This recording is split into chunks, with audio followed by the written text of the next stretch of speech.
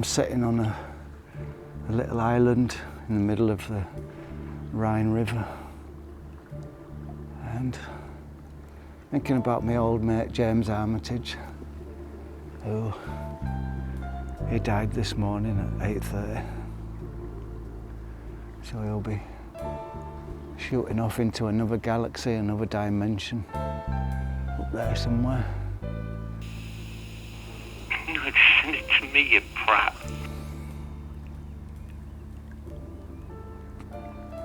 So I feel a bit sad today.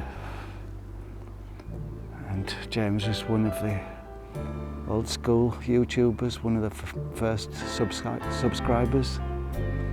There's a group of us, about 12 of us, maybe 20 of us.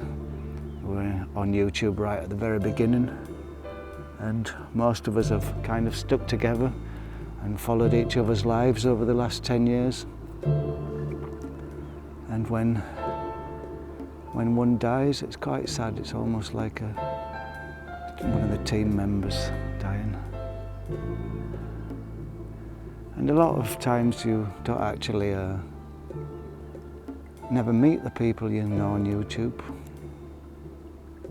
But I did meet James. He came to stay at my house for a weekend once, and he's a really nice guy in person, as he was online. And we collaborated on lots of projects, film projects, music projects, and never really super serious, but we got our fun out of it. Have you noticed, lad? Your kids are playing up. What the cheeky buggers they are. Of course they are. Your kids. In one way we were kind of similar type people, both drunk too much anyway, and we're both self-imposed exiles. Me exiled to Germany, and James was exiled to France, down near Lyon. As well, me and James both kind of worked on the very outskirts of the film industry. While I was in Ealing, in West London, working for Rank Video Services, editing videos and trailers, copying tapes. James was also in the business, in a special effects company, building spaceships, science fiction films, and filming those against backdrops. He was in the know about filmmaking, and we both had our little toe in the door in a little way, and that brought us together too. And we like to make a bit of music for fun as well. James was always very forthcoming with his music. I would say to him, James, can we have some music with a kind of a mafia sound? And a day or two later he'd say, is this okay? Is that okay? Or with the Monk film, The Landolin, or the war film, he did some nice text and dialogue and music, and was always enthusiastic and helpful and funny as well. That kind of, I would say, Peter Cook type, Monty Python,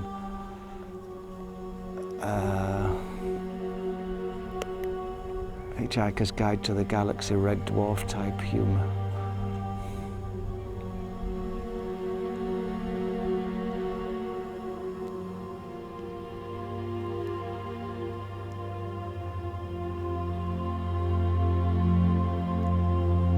So we managed to do quite a few little projects together over the last 10 years. And I always thought James was he was a humorist. He was a humorist type of a guy. But often you find with humorists, I regard myself as a humorist as well. You often find that humorists maybe hiding the possible onsets of depressions or things. You know, the tears of a clown and all that stuff. And there was that aspect to James. He did have sadness in his background, and that's what gave the energy and power to his music, I think.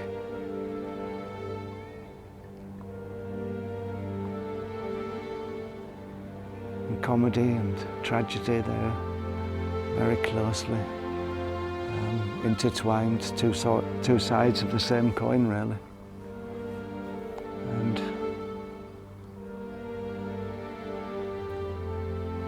just one of those people who, he was a bit anti-religious. He was an atheist, and he didn't like religion at all, really.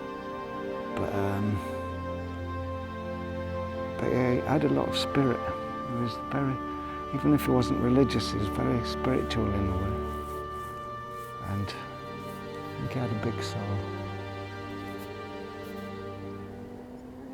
And so I'm pretty sure now he'll be possibly hitching a ride on Elon Musk's Starman car. Oh, he's probably past that by now. He's probably just in the environs of Andromeda, travelling at hyper warp speed, 231 times the speed of light. 231,000 times the speed of light, I guess. Which is a fair old lick. And 2020, yeah? What a year.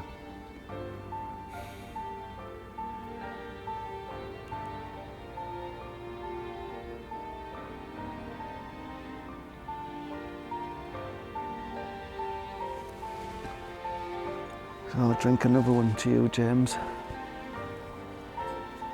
One for James.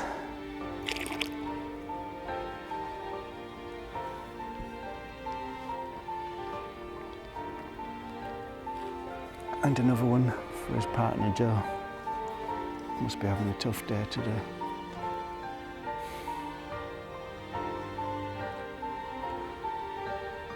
James was a real Francophile, though. France, it was his beloved land, France, really. He spoke fluent French. He taught English. He's taught French, and over there, that is France. So I'm sitting in Germany on an island in the middle of the Rhine, but most of the sky and land that you can see in your view there is France.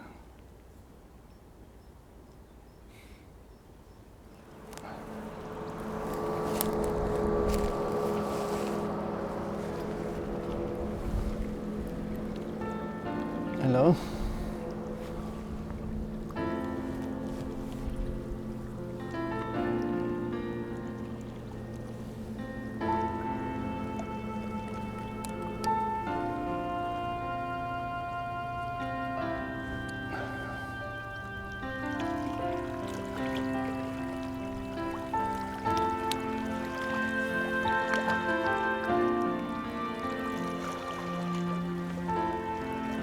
So there's a swan just turned up there, and little things like that interest me.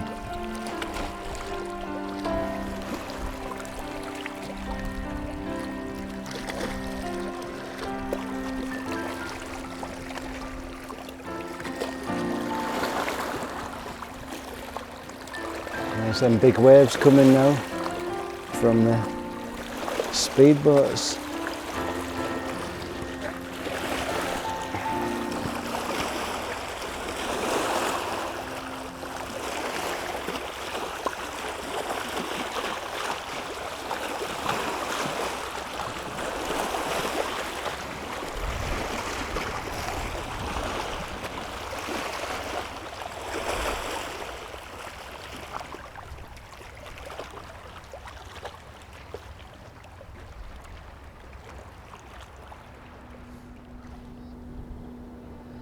And there's no upside, really, is there, of people dying, apart from making room for the new people, but it always seems a bit of a waste, in a way. And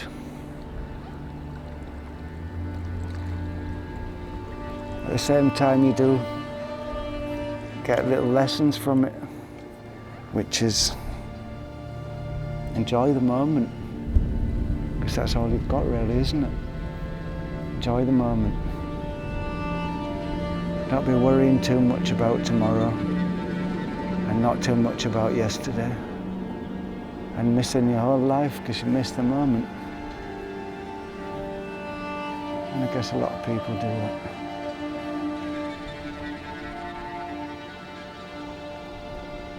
So that is the only plus point I can see, is that when your loved ones or friends or colleagues die, they give you pause for thought then. You get a little lesson in humility